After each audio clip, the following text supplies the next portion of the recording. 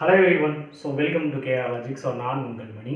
இந்த வீடியோவில் என்ன பார்க்க போகிறோம் அப்படின்னு பார்த்தீங்கன்னா, நிறைய பேர் என்கிட்ட வந்து கேட்டுட்டு இருந்தது என்ன அப்படின்னா, அந்த இன்சூரன்ஸ் அவேர்னஸ் வந்து செப்பரேட்டாக ஒரு கிளாஸஸாக வந்து கொடுங்கண்ணே, எங்களுக்கு வந்து இன்சூரன்ஸ் அவேர்னஸ் வந்து தனியாக ஒரு கிளாஸ் வேணும், யூடியூப்பில் வேணும் அப்படின்னு கேட்டிருந்தீங்க. ஸோ நான் முன்னாடியே உங்களுக்காக தான் இந்த ஒரு பிளானை வந்து பண்ணியிருந்தேன். ஸோ இப்போ அதை வந்து நான் தொடங்குறேன். இந்த வீடியோவோட டியூரேஷன் வந்து எவ்வளோ இருக்கும் அப்படின்னா, மேக்ஸிமம் வந்து 7 to 10 நிமிட்ஸ்க்குள்ளே நான் வந்து முடிக்க ட்ரை பண்ணுறேன். ஸோ என்னால் முடிஞ்ச அளவுக்கு உங்களுக்கு வந்து எக்ஸ்ப்ளனேஷன் வந்து கொடுக்குறேன். இது இன்னும் நீங்கள் ப்ரீஃபாக வந்து வேணும்னு ஆசைப்பட்டீங்க அப்படின்னா, நம்ம ஆப்பில் வந்து எல்ஐசிக்கான கிராஷ் கோர்ஸ் வந்து போயிட்டுருக்கு. ஸோ நீங்கள் பேங்கிங் ஆப் கோர்ஸ் வாங்கியிருந்தாலும் இது செப்பரேட்டாக தான் இருக்குது, அதை நீங்கள் நல்லா தெரிஞ்சுக்கோங்க. ஸோ எல்ஐசிக்கான கிராஷ் கோர்ஸில் இதை விட ப்ரீஃபாக இதை பற்றி ப்ரீஃப் இன்னும் டெப்த்தாக வந்து தெரிஞ்சுக்கணும், அதை பாருங்கள். மேக்ஸிமம் இல்லை சார் எனக்கு வந்து இதே ஓகே அப்படின்னாலும் ஓகே தான், நான் என்னால் முடிஞ்ச அளவுக்கு பெஸ்ட்டாக தான் இதுலேயும் நான் உங்களுக்கு வந்து சொல்லி தர போகிறேன். ரெண்டையுமே யூஸ் பண்ணிக்கோங்க, சரிங்களா? இப்போ ஃபஸ்ட்டு நம்ம இந்த டாபிக் இந்த வீடியோவில் எதை பற்றி பார்க்க போகிறோம் அப்படின்னு பார்த்தீங்கன்னா, இன்சூரன்ஸ்னால் என்ன. நிறைய பேருக்கு வந்து பார்த்தீங்கன்னா இது வந்து தெரியல, இன்சூரன்ஸ்னால் என்ன, இன்சூரன்ஸ் வந்து எதுக்காக வந்து நம்ம வந்து போடுறோம். First of all proper definition என்னன்னு தெரியல. ஃபார் எக்ஸாம்பிள், நான் ஏடிஓ கிளியர் பண்ணாலும் ஏஓ கிளியர் பண்ணாலும் இன்டர்வியூ போவேன். அப்போ அவங்க கேட்குறாங்க வாட் இஸ் இன்சூரன்ஸ் அப்படின்றத முதல் கேள்வி அவங்களுக்கு வரப்போகுது. அப்போ உங்கள்கிட்ட வந்து யாராவது இன்சூரன்ஸ் அப்படின்னு என்னன்னு கேட்டாங்கன்னா, முன்னாடி வந்து பார்க்கணும், சரியா? இன்சூரன்ஸ்னால் என்ன, அதனுடைய கிளைகள் என்னென்னு சொல்ல போகிறேன். ஃபர்ஸ்ட் உங்கள்கிட்ட வந்து யாராவது கேட்குறாங்க, இப்போ ஃபார் எக்ஸாம்பிள் மணி இன்சூரன்ஸ்னால் என்னன்னு சொல்லுங்க மணி அப்படின்னு கேட்டாங்கன்னா, நான் எப்படி சொல்லுவேன்? இன்சூரன்ஸ்னால் பார்த்தீங்கன்னா ஒரு கம்பெனியில் போய் ஒரு அமௌண்ட்டை கொடுத்து என் லைஃப்பை வந்து செக்யூர் பண்ணுற மாதிரி நான் போட்டுக்கிறது இன்சூரன்ஸ் அப்படின்னு சொன்னால் அது ப்ராப்பர் டெஃபனிஷனா? Not at all. ஸோ அப்போ இன்சூரன்ஸ்னா என்ன அப்படின்னு பார்த்தீங்கன்னா, இட்ஸ் அ ப்ரொடெக்ஷன். உங்களை ஒரு அதாவது என்ன நம்ம லைஃப்பில் எப்போனாலும் எது வேணாலும் நடக்கலாம். Life is a unexpected one. அப்போ அந்த அன்எக்ஸ்பெக்டட் ஒன் அப்படின்றது என்னவா இருக்கலாம்? என்னுடைய லாஸாக இருக்கலாம், மேபி நான் வச்சிருக்கிற காரை கூட லாஸ் ஆகலாம், மேபி நான் வச்சிருக்கிற வீடு கூட லாஸ் ஆகலாம், மேபி நான் கூட லாஸ் ஆகலாம். அப்போ உங்களை நல்லா கவனிங்க. இப்போ மணி அப்படின்ற ஒருத்தருக்கு ஏற்படக்கூடிய அன்எக்ஸ்பெக்டட் ஒன்றை ப்ரொடெக்ஷன் பண்ணுறதுக்காகத்தான், அந்த லாஸ்ல இருந்து என்னை காப்பாற்றணும், அந்த லாஸ்ல இருந்து என்னோட ஃபேமிலியை காப்பாற்றணும், அந்த லாஸ்ல இருந்து என்னோட பேக்கப்பை காப்பாற்றணும் அப்படின்றதுக்காக வரக்கூடிய ப்ரொடெக்ஷனை தான் என்ன சொல்கிறேன்? இன்சூரன்ஸ்னு சொல்கிறேன். இன்னும் ஒரு அழகான வார்த்தை ஆட் பண்ணணும்னா, மேனேஜ் யுவர் ரிஸ்க். நமக்கு ரிஸ்க் சாப்பிட்றது ரஸ்க் மாதிரி இருக்கலாம், ஆனால் நம்மகிட்ட இருக்கிற ஒரு 3 லட்சமோ 4 லட்சமோ போயிடுச்சு அப்படின்னா அந்த 4 லட்சம் ரூபாயை மேனேஜ் பண்ணணும்ல. அப்போ அது ஒரு பெரிய டாஸ்க், அது ஒரு பெரிய ரிஸ்க். அப்போ அந்த மாதிரி இருக்கிறத நான் மேனேஜ் பண்ணுறதுக்கான ஒரு விஷயமும் எனக்கு எதுலேருந்து கிடைக்குது? இந்த இன்சூரன்ஸ் அப்படின்றது தான் கொடுக்குது. இன்னொரு விஷயம் என்ன அப்படின்னா, உங்களை தடுத்து காப்பாற்றும், சண்டை போடும். யாருக்கு அகெயின்ஸ்டாக சண்டை போட போகுது? இந்த அன்எக்ஸ்பெக்டட் ஒன். அதாவது அன்எக்ஸ்பெக்டட் ஒன் அப்படின்னாலே அதில் நான் இப்போ சொன்ன எல்லாமே வந்துடும், லாஸ் எல்லாமே வந்துடும். அப்புறம் நம்மளுடைய லாஸுக்கு அகெயின்ஸ்ட் ஆகும், ஓகேவா? ஸோ அப்போ 3 விஷயத்தை நீங்கள் வந்து சொல்லியிருக்கணும்: protection, manage the risk and loss and unexpected things அப்படின்றது தான் இன்சூரன்ஸ் அப்படின்றது. புரியுதா? உங்களை பாதுகாக்கும், உங்களை மேனேஜ் பண்ணும், உங்களை அன்எக்ஸ்பெக்டட்ல இருந்து உங்களை சண்டை போட்டு நிப்பாட்டுறதுக்கு பேர் தான் இன்சூரன்ஸ் அப்படின்னு சொல்லி சொல்லுவாங்க. அப்போ இன்சூரன்ஸை நம்ம எது வழியாக வாங்குறோம் அப்படின்னா, பாலிசி அப்படின்ற ஒரு விஷயத்துல இருந்து தான் நம்ம என்ன பண்ணுறோம்? இந்த இன்சூரன்ஸ் அப்படின்றத வாங்குவோம். அப்போ நிறைய பேருக்கு வந்து பாலிசினா என்ன அப்படின்னு தெரியல. நல்லா கவனிங்க. இப்போ நான் என்ன பண்ணுறாரு, பர்சன் ஏ, இவர் பர்சன் 1ன்னு வச்சுக்கோங்க, இவரை வந்து பர்சன் 2ன்னு வச்சுக்கோங்க. வேற கலர் யூஸ் பண்ணுறேன், நல்லா கவனிங்க.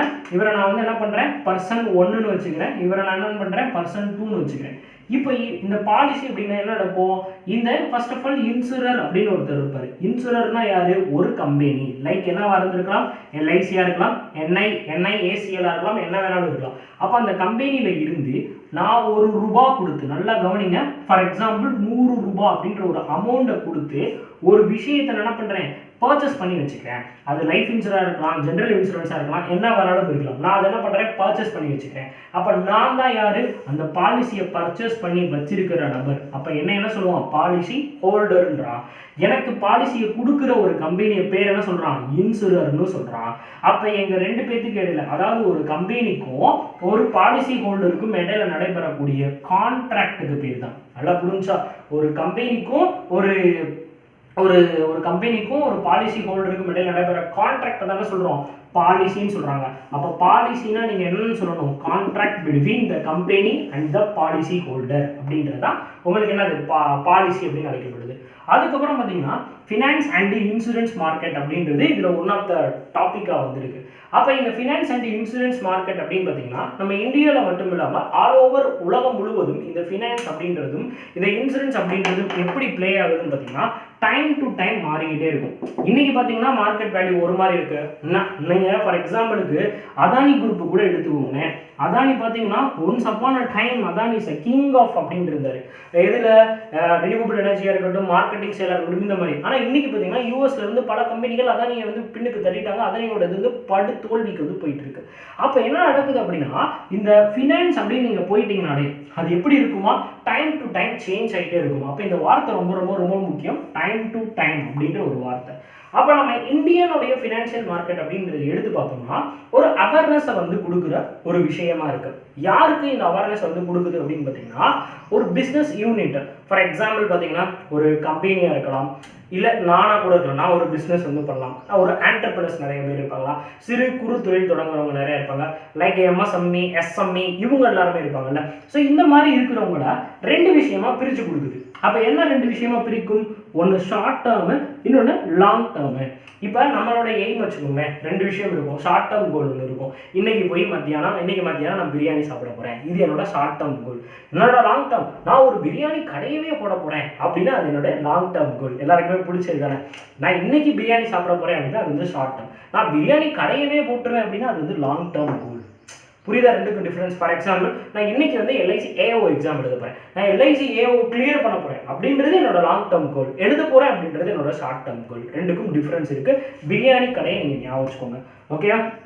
அது மட்டன் பிரியாணியாக இருந்தாலும் சரி, சிக்கன் பிரியாணியாக இருந்தாலும் சரி, இன்னைக்கு நீ பிரியாணி சாப்பிட போகிறேன்னா அது ஷார்ட் டேர்ம், பிரியாணி கடையவே உருவாக்க போகிறேன்னா அது வந்து லாங் டேர்ம் கோல் அப்படின்னு சொல்லி சொல்கிறாங்க. இதை பற்றி நெக்ஸ்ட் வீடியோவில் உங்களுக்கு வந்து ப்ரீஃபாக வந்து சொல்கிறேன். அதுக்கப்புறம் பார்த்தீங்கன்னா மணி மார்க்கெட் அப்படின்றாங்க. மணி மார்க்கெட் அப்படின்னா என்ன சார் அப்படின்னா, மணினால என்னதுப்பா, நான் கிடையாது சரியா, அமௌண்ட். இந்த அமௌண்ட் வந்து எப்படி வந்து புழங்குது அப்படின்னா, ஒன்று நமக்கு தெரியும் மெயின் சோர்ஸ் யாராக இருப்பா, இந்த ஆர்பிஐ இருக்கும். அப்புறம் இந்த கமர்ஷியல் பேங்க்கு, கோஆப்ரேட்டிவ் பேங்க்கு, இவங்க எல்லாருமே தான் இந்த மணியை வந்து உள்ளே வந்து புழங்க விடுறாங்க. அப்போ அவங்க எல்லாத்துக்குமே வந்து கமர்ஷியல் பேங்க்னா என்னன்னு இருக்கும். கமர்ஷியல் பேங்க்னா என்ன அப்படின்னா they are the lending the money to the பப்ளிக்கு வந்து அமௌண்ட்டை வந்து கொடுத்து அதிலிருந்து வர காசை வச்சு அவங்க என்ன பண்ணுவாங்க, ரெவன்யூ வந்து இது பண்ணுவாங்க. அவங்க எப்படியெல்லாம் வந்து பப்ளிக் வந்து லோன் கொடுப்பாங்க அப்படின்னா, லோன் அப்படின்ற ஒரு வார்த்தை தான் இங்கே வந்து முக்கியம். அந்த லோன் அவங்க வந்து கோல்டு லோனாக கொடுக்கலாம், என்ன மாதிரியான லோனை வேணாலும் கொடுத்து அதுல இருந்து காசு சம்பாதிக்கிறவங்க பேர் தான் யாரு, கமர்ஷியல் பேங்க் அப்படின்னாங்க. அதுவே கோஆபரேட்டிவ் பேங்க் அப்படின்னாலும் இவங்களும் லோன் கொடுப்பாங்க, பட் தே ஆர் ஓன்டு. யாரால இவங்க வந்து ஓன் செய்யப்படுவாங்க அப்படின்னா ஒரு ஸ்டேட் கவர்மெண்டால ஓன் செய்யப்படுறாங்க. அப்ப ஸ்டேட் கவர்மெண்ட் ரூலு கீழே வரா பார்த்தீங்களா, ஓன்டு பை ஸ்டேட் கவர்மெண்ட் அப்படின்னா அது வந்து cooperative bank. So commercial bank அப்படின்றது ஸ்டேட் கவர்மெண்ட் கீழே வர மாட்டா, சென்ட்ரல் கவர்மெண்ட் கீழே வரும். இதான் அதனுடைய டிஃபரன்ஸ். அடுத்து நான் பேங்கிங் ஃபினான்ஷியல் கம்பெனி, இவங்க எல்லாருமே தான் மணி மார்க்கெட் அப்படின்றது வந்து பார்த்துட்டு இருக்காங்க. இதுக்கு அடுத்த வீடியோவில் ஃபினான்ஸ் மார்க்கெட்னா என்ன, அதில் சர்ப்ளஸ்னா என்ன, டிஃப்ளஸ்னா என்ன, அதை ஒரு சின்ன எக்ஸாம்பிள் வச்சு நான் வந்து நடத்துகிறேன். இந்த வீடியோ பிடிச்சிருந்துச்சுன்னா ஸோ உங்கள் ஃப்ரெண்ட்ஸ் எல்லாத்தையுமே ஷேர் பண்ணிவிடுங்க. மறக்காமல் நம்ம சேனலை சப்ஸ்கிரைப் பண்ணிக்கோங்க. இந்த மாதிரி இன்னும் நிறைய கிளாஸஸ் வந்து வேணும்னாலும் கீழே கமெண்ட் பாக்ஸில் வந்து எனக்கு வந்து கொடுத்து ஒரு பூஸ்டப் வந்து கொடுங்க மக்களே. அப்போ தான் இன்னும் நிறையா வந்து பண்ணணும் அப்படின்னு எனக்கு வந்து தோணும். ஸோ அடுத்து இதே மாதிரி ஒரு தரமான வீடியோ உங்களை வந்து சந்திக்கும் முறை உங்களிடமிருந்து விடைபெறுவது உங்கள் நண்பன் மணி. Thank you so much. மக்களே.